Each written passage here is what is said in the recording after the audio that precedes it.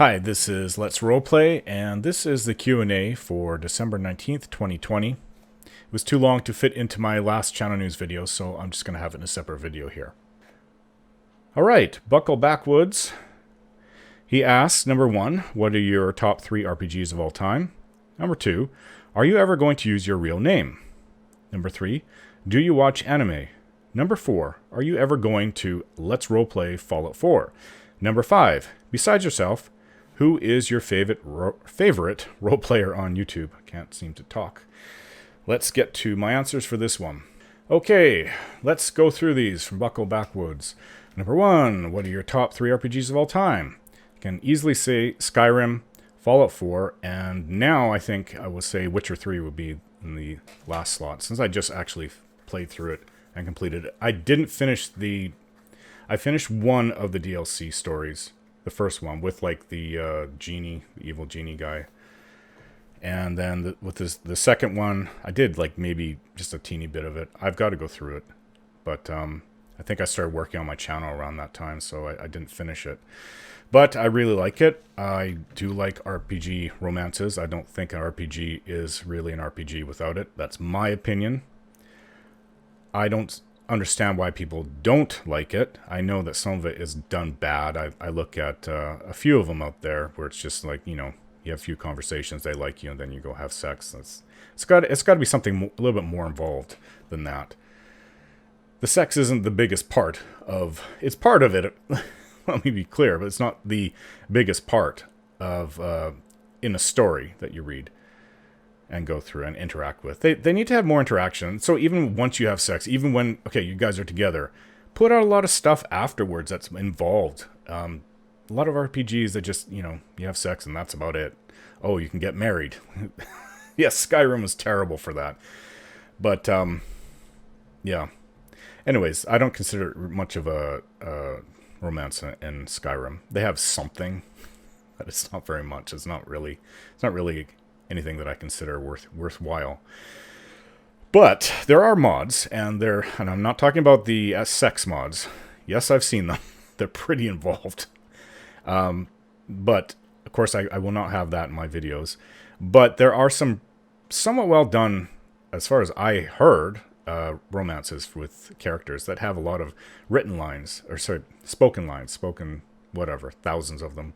And there's other than that, there's other characters that you don't have to have a romance with that are done very well, and I'll have those in my in both Oblivion and Skyrim. So, and wait, Fallout 4 was different. At least you get to see the character's personality.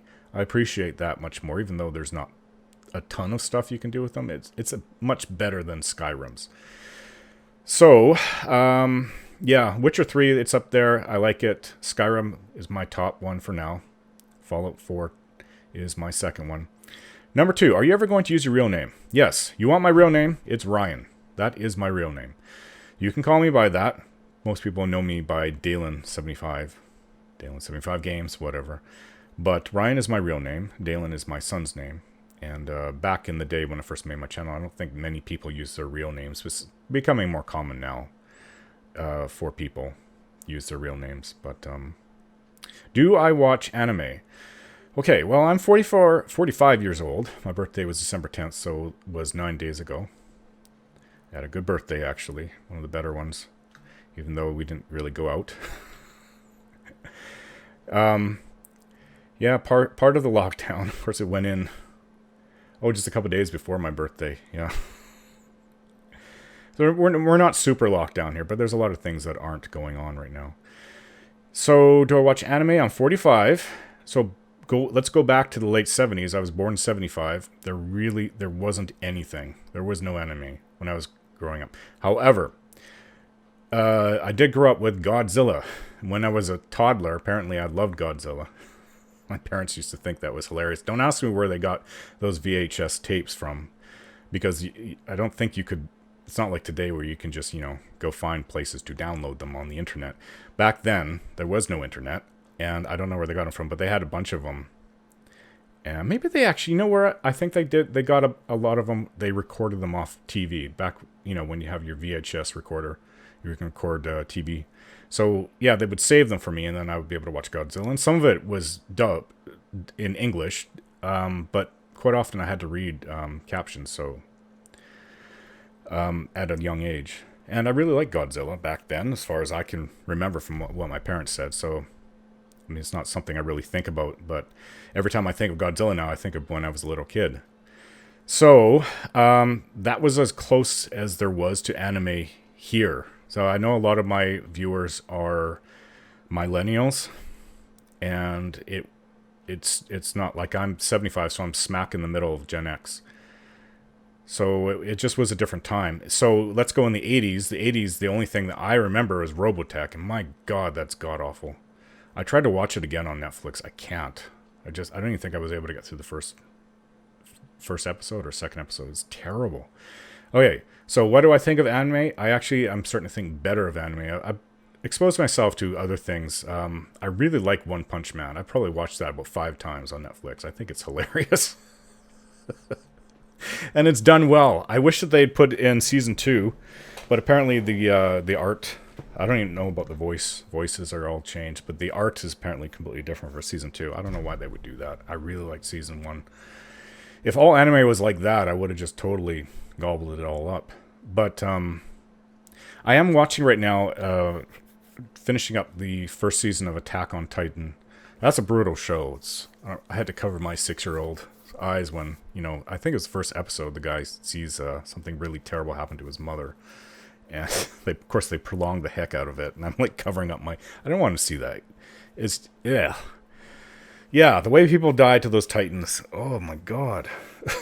I don't look at human teeth the same anymore. Let me just say that. Yeah, what's with this depressing? I don't see this. The Japanese culture is so different. I watched a video from somebody in Japan that was saying people look in Japan, they look back on their high school years with such fondness that they get depressed. They want to wish they can be going back there. In the Western world, no one wants to stay in high school, man. Everyone wants to grow up, get out of high school, and go live their life. And a lot of people are traumatized by people bullying each other. I mean, I wasn't a small guy in high school. I didn't really have too many problems with that. I was always tall. So, I mean, I'm 6'1" something. I think I'm shrunk. I used to be 6'2". But, yeah, I didn't really have a problem with bullying. But I was a shy guy. I kind of kept to myself. I had a few friends. Some people got it real bad. And, yeah, so I don't know. Japanese culture is so different.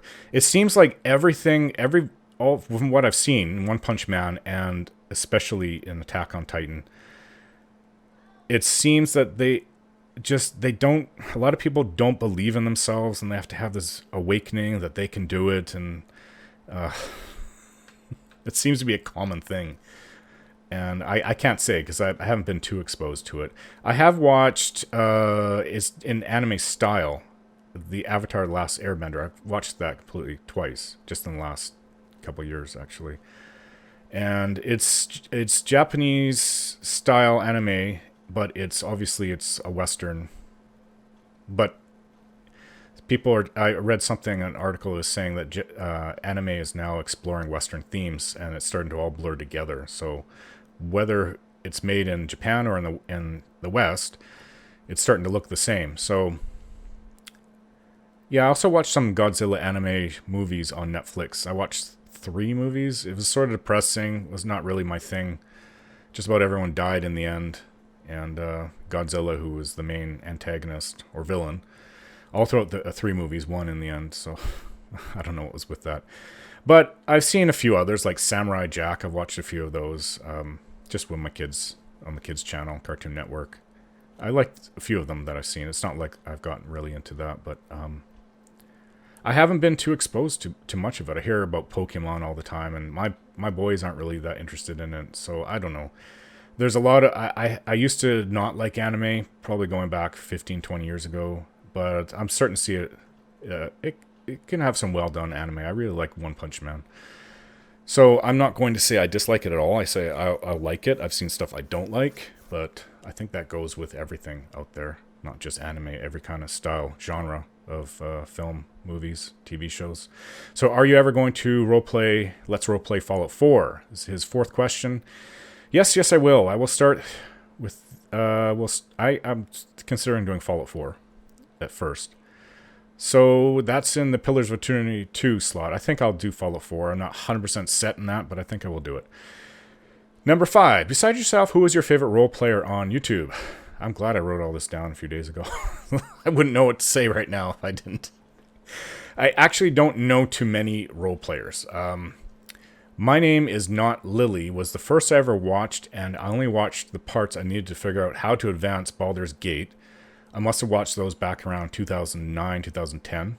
He wasn't completely in character, though, so who really inspired me was Gamer Poets. I've said this before. But he stopped doing them. I think he had a lot of trolls who just really got to him over time. He did great work. Like some of his stuff was way beyond what I was doing back in 2015 when I wasn't fully in role-playing. So in character, I should say, he really inspired me.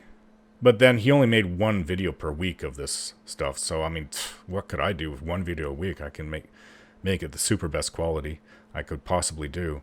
And they were good. I miss them. He stopped making them. They're not even on the front of his channel. I don't know if they even kept them up.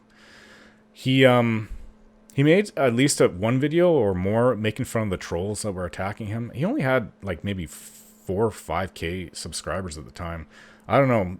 Maybe he was just really sensitive and a few people got to him. But I don't really know the story. I can only, kind of guess. He wasn't even that big at the time, 4 to 5K the subs when I watched it a few years back. And now he's over 20K, but he now only does how to mod videos for Fallout and Skyrim games and maybe some others, I'm not sure. It's too bad because I really enjoyed his Fallout 3 Let's Roleplay. And I got him to watch my first video for Pillars of Eternity back in 2015, and he said he liked it. I think he said he was impressed, and I believe his comment is still there if you go to the very first video. He was my inspiration for going fully in character. I just never really considered it before seeing his videos. So back then, when I did say I was going to go fully in character, I didn't know how I was going to approach doing them. You can see the progression in my Pillars of Eternity game, the first one. I wanted to use my writing skills, but I wasn't sure how to apply them to the game videos at first. But I settled on what I do now is the best way to do it. And I kind of feel a little bit silly because I was telling him that my writing is what I'm going to be focusing on as my strength for my videos. And I didn't really know it at the time how to do it, but I think I've done it pretty well now. I've come a long way since that time in early 2015. So let's get on to the next questions. Okay, where are we? Why is my mouse not working? Zach isn't good gaming. Now that you're coming down the homestretch in Morrowind, have you thought what kind of build you're going to do in Oblivion? Yes, let's answer this one. And yes, I have. I've been planning it since August. That, and I know what I'll play in Skyrim. Mods have helped, actually, to kind of steer where I'm going to place my character for Skyrim. For Oblivion, mage type, evil character. Yes, male. Male for all my games going into the future. I don't want to deal with the issues I had from people when I restarted Baldur's Gate. A lot of people didn't like it. I didn't feel too comfortable with it myself. And it doesn't fall on... it. Ironically, both sides of the political spectrum, which I'm not conforming to on my channel, it's supposed to be politically neutral. From either side, you could argue that I shouldn't have done it. So I kind of felt like I was like the only person in the world that actually thought it was a good idea. Hey, everyone was playing female characters. Maybe they weren't 100% in characterism back when I was making videos before I stopped in 2016, but everyone had female characters. It was just something a lot of people would do. Like, My Name Is Not Lily. He played a female character. I'll try to add in something else that's different. I hope it works. We'll see. I'm not sure if people really want to watch a character who's evil, fully in character. I look forward to it as a challenge. I have issues, like it'd probably be easy to do in an Elder Scrolls game. You don't really see the repercussions of your actions, but in some RPGs, when you go evil, yeah, I don't like to see people suffer. It gets to me. So I don't think that would be an issue in the Elder Scrolls game, or even any of the Fallout games. They kind of make it easy for you to be either side, good or evil. But we'll see how it works. And so let's get off to the next question. Okay, Ralph Stormcloak asks, what's your favorite gaming snack, including beverage? Well, let's go through the rest of his questions. What part about the Elder Scrolls lore interests you the very most? And I guess 3, who has been your favorite character to roleplay? Any, why? Okay, let's start with the first one. Number 1, what's your favorite gaming snack, including beverage? I'm a chocoholic. Chocolate is always my favorite snack. Yeah. Milk chocolate, to be more specific. But I have to watch that. Watch what I have for snacks during the day. I used to, yeah, in my 20s, man. I packed on the weight a little bit, then I lost it in my mid-20s. But because I was, living with my girlfriend, this 25 years ago, and I was just like, I would have no problem just going get a box of 12 donuts and eat that. That's my lunch. Or even eat it over a few days. So, yeah, I didn't grow up. I grew up in a place that was strictly health food. A lot of the food was god-awful, bland. So when I got out on my own, I'm working, I'm buying my own stuff. I'm like, hey, man, I was like a kid let loose in the candy store. You can have whatever you want. And, well, I learned the hard way what I can eat and what I don't. So, what I can eat and what I shouldn't. This is my favorite beverage, you ask. What do we call this where I live?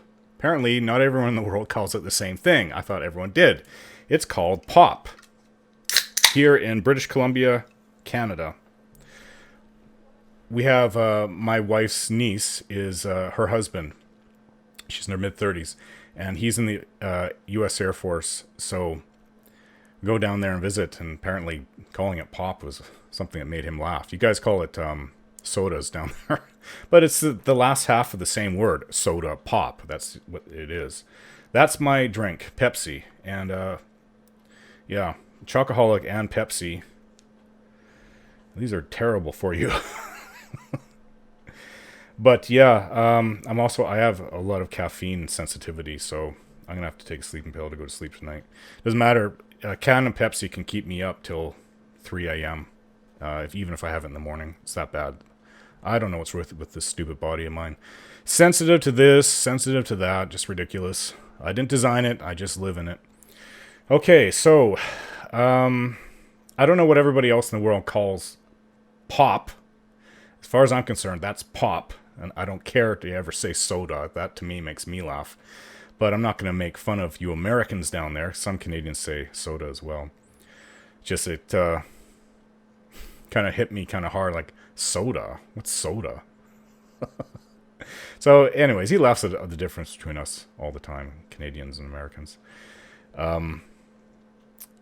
But I can't snack like that too much. I've got to lose a few pounds as it is. And, yeah, so let's move on to number 2. What part of the Elder Scrolls lore interests you the very most? The very most.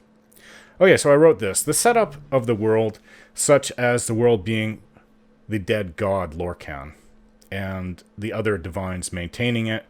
Lore-wise, they even say the divines the divines as are known are most likely just a bunch of them mashed into one.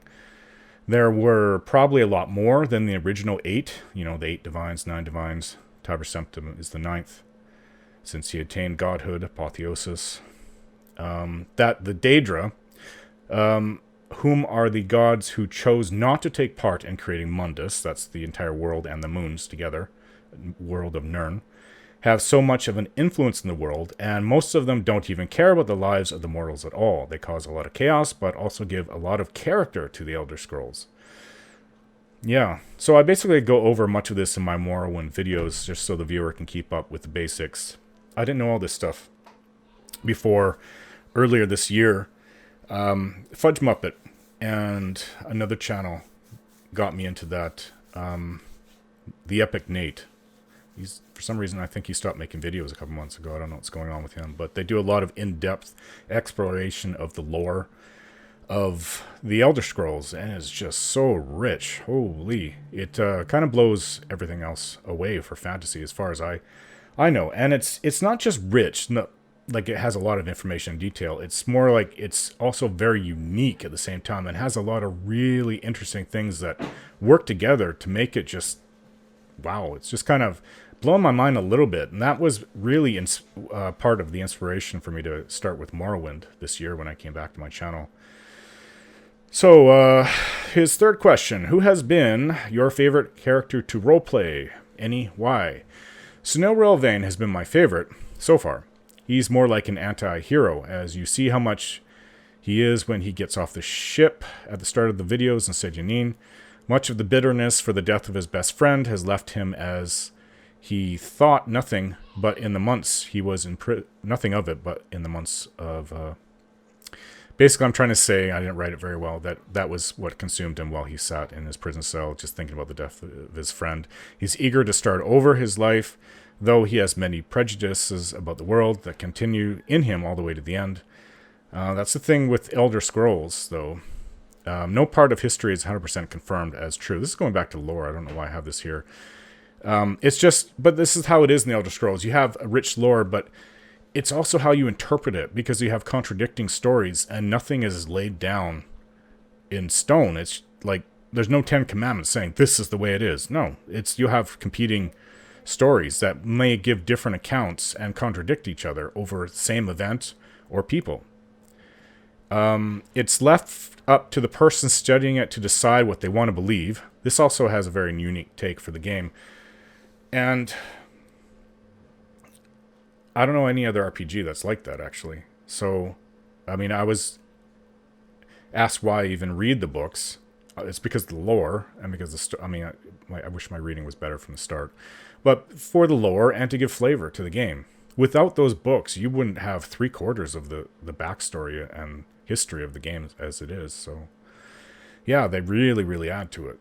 And I like reading them. I read the same things over and over in every playthrough, basically. In Skyrim, I would probably read the same books a dozen times in the game. But anyways, I think that's it. This is a long video, over half an hour. Thank you to, where did it start? To Buckle Backwoods, Zach Isn't Good Gaming, and Ralph Stormcloak. I hope I've answered your questions adequately. And thanks everybody who watched this all the way to the end. Please remember to like and subscribe, but like my videos, all my videos, because it really helps me to get boosted in the YouTube algorithm, and it just helps to spread my name out there. The more likes I get, even dislikes help actually. Just the more interaction that people have, views, watch time, and likes really help my videos to get suggested to other people. So anyways, thanks for watching, and we'll see you again.